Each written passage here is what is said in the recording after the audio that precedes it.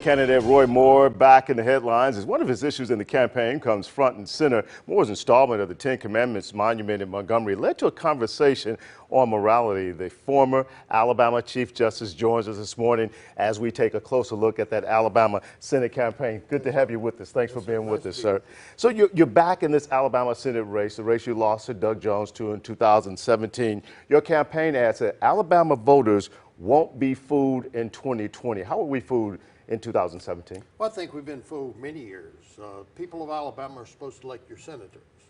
But when you get into the campaign, you'll find that most of the money comes out of Washington, D.C.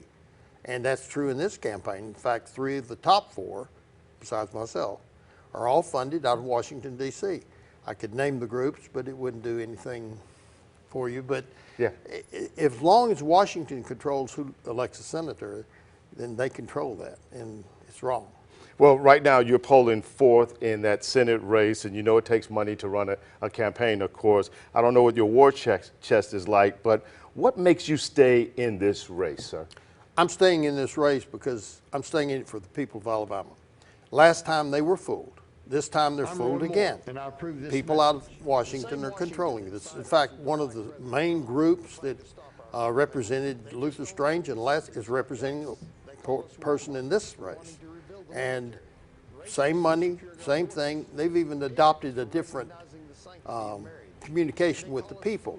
They picked up on what I was successful in, and they've kind of adopted that. So. Yeah, you installed the Ten Commandments monument back in Montgomery. It was a source of much controversy the last time around. Also brought some controversy this time, some protesters outside. Why bring it back in the midst of this Senate race? Because it's the most important issue facing our country. I mean, I understand the problems with immigration.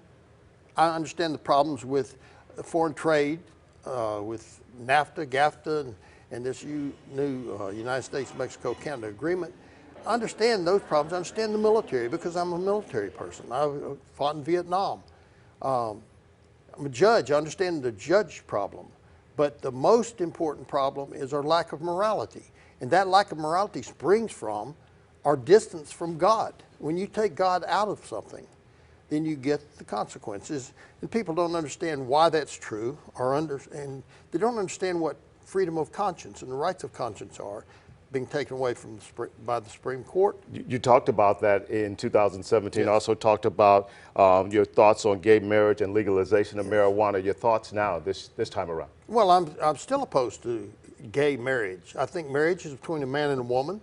And it always has been. It came from the church into government, and now we don't know what marriage is. Is it marriage between one man and one woman, or 2 men and 2 men? You know, it's not it's not the purview, if you will, of the Supreme Court to make the law, and that's exactly what they did. What about legalization of marijuana?